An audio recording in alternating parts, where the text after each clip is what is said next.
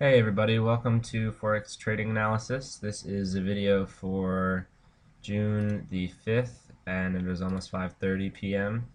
And today we're going to be looking at a few pairs, but before we get started, a quick risk disclaimer. Foreign exchange trading carries a high level of risk. Before you decide to trade foreign exchange, we encourage you to consider your investment objectives, your risk tolerance, and trading experience. It is possible to lose some or all of your initial investment, so don't invest money you can't afford to lose.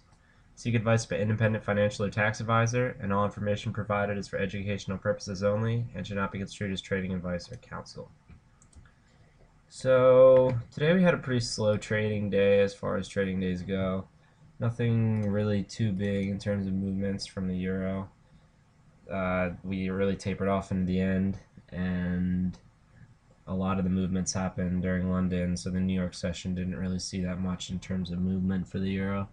So we did have a pretty extended range, but luckily what that means for tomorrow is that ranges lead to trends. So if you're looking for a nice big move, maybe tomorrow may not be it, but maybe the next day after that if we do break out of the range. So currently we are putting between the 200 and 100 day or hour moving averages. I'm sorry, 100-hour moving average.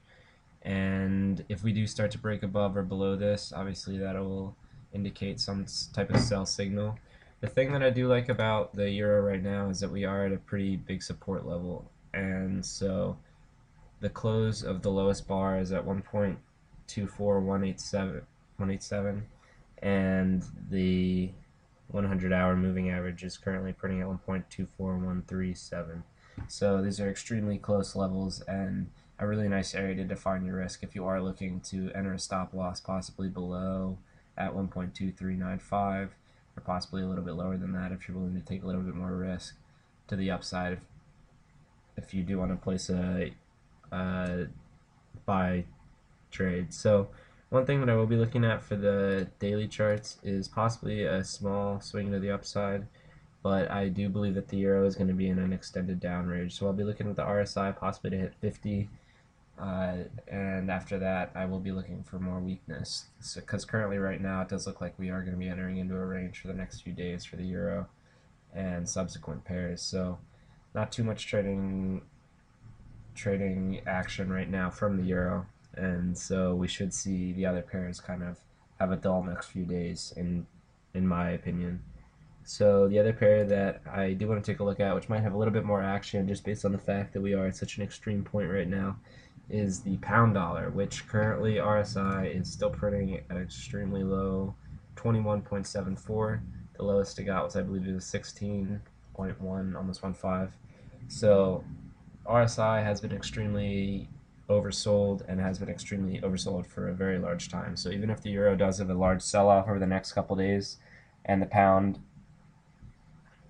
will most likely not follow suit. So if we do start to see lower in the euro, the pound may not trace as far because all the shorts are in the market, and there will be fewer people to short than there will be to buy it back on an uptrend, on an up trace. Sorry. So a few levels I'll be looking at possibly over the next couple days is I do think we're going to start to range between, we shouldn't see lower than the lows here.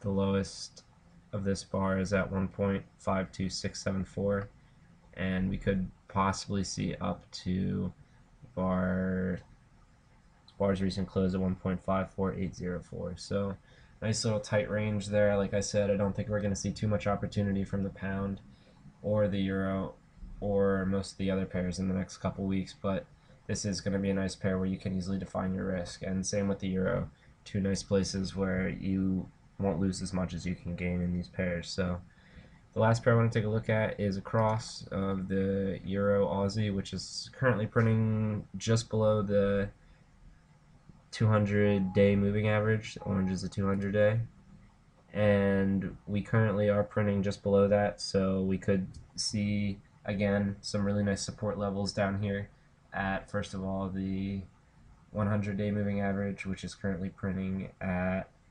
1.2645, and the recent lows close of this bar is 1.26959. So again, a really nice area to define your risk at. Put stops possibly just below it, or if you're going to enter a long trade now, possibly just at the 100-hour moving average, because that will be a little bit higher if we do start to push higher in the next couple of days.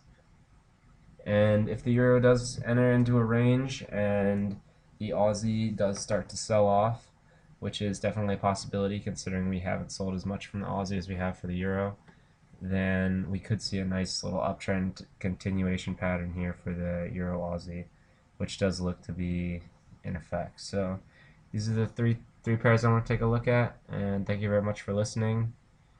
Please follow us during the week at Synergy FX, and good luck trading.